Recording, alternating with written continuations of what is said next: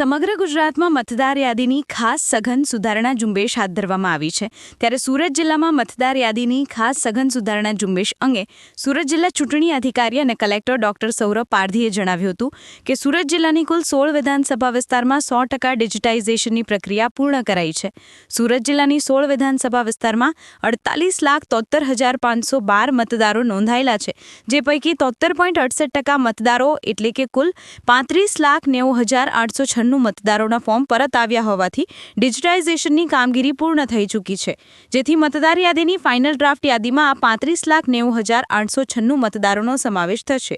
તે સિવાયના 25.9% એટલે કે 12,68,986 મતદારોના ફોર્મ્સ અનકલેક્ટેડ રહ્યા એટલે કે પરત આવ્યા નથી। આવા મતદારોના અવસાન, કાયમી સ્થળાંતર, ગેરહાજર સહિતના વિવિધ કારણોથી પાછા નથી મળ્યા, જે ASD એટલે કે એબ્સન્ટ શિફ્ટેડ ડેથ તરીકે નોંધાયા છે। ફોર્મ પરત ન આપનાર 12,68,986 મતદારોની વિધાનસભા વાઇઝ યાદી સુરત કલેક્ટર કચેરીની વેબસાઇટ પર જોઈ શકાશે।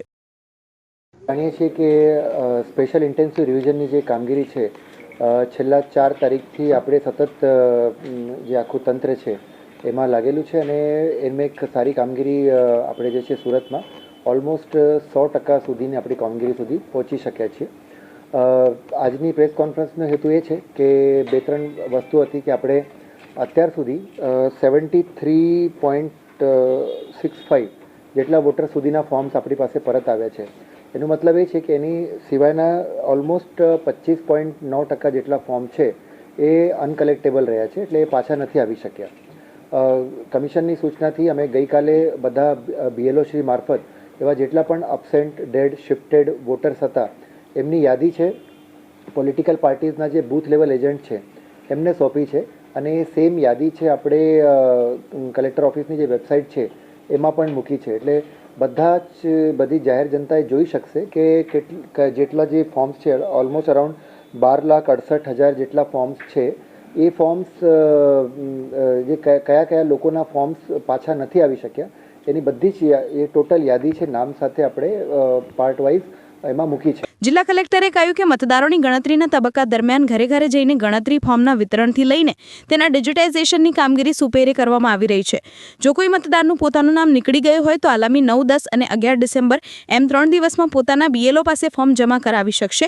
જો આગામી 3 દિવસમાં ફોર્મ પરત ના આવે તો ડ્રાફ્ટ યાદીમાંથી નામ નીકળી જશે, પરંતુ મતદારો પાસે એક વધુ એક તક રહેશે, જેમાં તારીખ 16મી ડિસેમ્બરે ફાઇનલ યાદી પ્રસિદ્ધ થયા બાદ પણ ફરીવાર ફોર્મ નંબર 6 ભરીને પોતાના નામો મતદાર યાદીમાં ઉમેરી શકશે। પરત મેળવી ન શકાયેલ હોય તેવા ગણતરી ફોર્મ એટલે કે ASD પૈકી સુરત જિલ્લામાં કુલ 1,45,460 લોકો મૃત્યુ,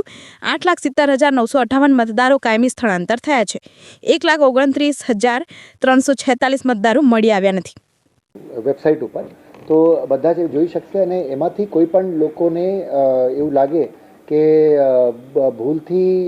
એમાં ASDમાં એમનું નામ જતું રહ્યું છે તો અત્યારે પણ આપણી પાસે ટાઈમ છે નેક્સ્ટ 3 દિવસમાં એટલે 9, 10 અને 11 એ સંપર્ક કરીને પોતાના BLOનો સંપર્ક કરીને એ ફોર્મ હજી પણ ભરી શકશે અને એમનું નામ ડ્રાફ્ટ યાદીમાંથી પછી ઓછું ના થાય। જો 3 દિવસમાં આમાંથી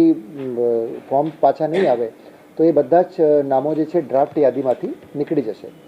જો કે હું અહીંયા એ પણ મેન્શન કરવા માગું છું કે જો ડ્રાફ્ટ યાદીમાંથી નામ નીકળી પણ જાય તો પણ કોઈએ પેનિક થવાની કોઈ જરૂર નથી। એના પછી જ્યારથી ડ્રાફ્ટ રોલ પબ્લિશ થશે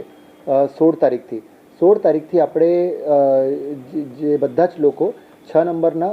ફોર્મ્સ ભરી શકશે અને ફરીથી પોતાનું જે નામ છે એ યાદીમાં ચડાવી શકશે। બટ હિતાવહ એ છે કે અત્યારે જે 3 દિવસનો આપણી પાસે ટાઈમ છે એમાં જેટલા પણ પોતાનું નામ ચેક કરી લેજો અને જો ASD યાદીમાં સમાવેશ થતું હોય તો તમારા BLOને સંપર્ક કરીને એ